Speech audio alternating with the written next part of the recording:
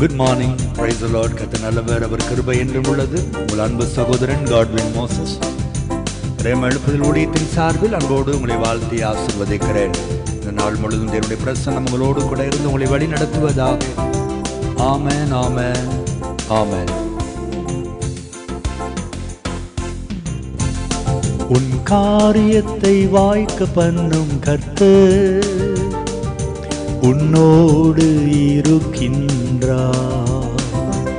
உன்னை பேர் சொல்லி அழைக்கும் கர்த்தர் உன்னை கடைசி வரை நடத்தி செல்வார். உன் காரியம் வாய்க்கும் கர்த்தர் நேரத்தில், கர்த்தரால் காரியம் வாய்க்கும். உன் காரியம் வாய்க்கும் கர்த்தர் நேரத்தில், கர்த்தரால் காரியம் வாய்க்கும். உன் நினைவு அவர் நினைவு அல்ல, மேலானதை செய்வார். உன் நினைவு அவர் நினைவு அல்ல, மேலானதை செய்வார். உன்னை உடைத்து உருவாக்கும் குயவனவர் உன்னை சிறப்பாய் பணிந்திடுவார். உன்னை உடைத்து உருவாக்கும் குயவனவர் உன்னை சிறப்பாய் பணிந்திடுவார். உன் காரியம் வாய்க்கும் கர்த்தர் நேரத்தில், கர்த்தரால் காரியம் வாய்க்கும். உன் காரியம் வாய்க்கும் கர்த்தர் நேரத்தில், கர்த்தரால் காரியம் வாய்க்கும்.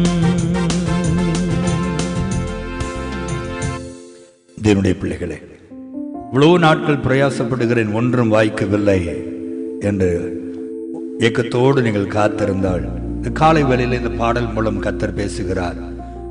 உன் காரியம் வாய்க்கும், கர்த்தருடைய நேரத்தில் அந்த காரியம் வாய்க்கும். ஆண்டவர் ஒவ்வொன்றுக்கும் ஒரு காலத்தை வைத்திருக்கிறார். எல்லாவற்றையும் அதன் காலத்தில் நேர்த்தியாய் செய்கிறவர். நாம் உடனே நடக்க வேண்டும், உடனே காரியம் ஆக வேண்டும் என்று யோசிக்கிறோம். கர்த்தர் பாருங்கள், வானத்தை பூமியும் உருவாக்கும் பொழுது ஒரே நாளில் சகலமும் உண்டாகட்டும் என்றால் உண்டாயிருக்கும். ஆனால் கர்த்தர் அப்படி உருவாக்கவில்லை. ஒவ்வொரு நாளிலும் ஒவ்வொன்றை உருவாக்கினார். ஒவ்வொரு நாளிலும் ஒவ்வொரு காரியத்தை உருவாக்கி நல்லது என்று கண்டார். பொறுமையோடு செய்தார், நிதானமாய் செய்தார். அதே ஆண்டவர் உங்கள் வாழ்க்கையிலும் நிதானமாய் செய்கிற தேவன், பொறுமையோடு செய்கிற தேவன். அவர் குறித்த நேரத்தில் காரியங்களை வாய்க்க பண்ணுகிற ஆண்டவர். நாம் விரும்பின உடனேயே அந்த நன்மை வர வேண்டும், அந்த ஆசீர்வாதம் வேண்டும் என்று நாம் விரும்பினால் அதில் ஆசீர்வாதம் இருக்காது என்பதை புரிந்து கொள்ளுங்கள். என்னுடைய பிள்ளைகளை, உங்கள் நினைவுகள் அவர் நினைவு அல்ல, உங்கள் வழிகள் அவர் வழிகளும் அல்ல. பூமிக்கு வானம் எவ்வளவாய் உயர்ந்து இருக்கிறதோ அவ்வளவாய் உங்களை குறித்து, உங்கள் திருமண காரியத்தை குறித்து, உங்கள் வேலை காரியத்தை குறித்து, உங்கள் எதிர்காலத்தை குறித்து, உங்கள் வேலை, தொழில் காரியம், ஊழியம் காரியங்களை குறித்து கர்த்தருடைய எண்ணம் உயர்ந்து இருக்கிறது என்பதை மறந்து போகாதீர்கள். ஆகவே அவர் காரியத்தை வாய்க்க பண்ணுகிறவரை பொறுமையோடு நீங்கள் காத்திருந்தால் நீங்கள் பெற்றுக்கொள்ளுகிற ஆசீர்வாதம் உயர்ந்ததாய் இருக்கும். மனுஷனுக்கு செம்மையாய் தோன்றுகிற வழிகள் உண்டு, முடிவு மரண வழிகள்.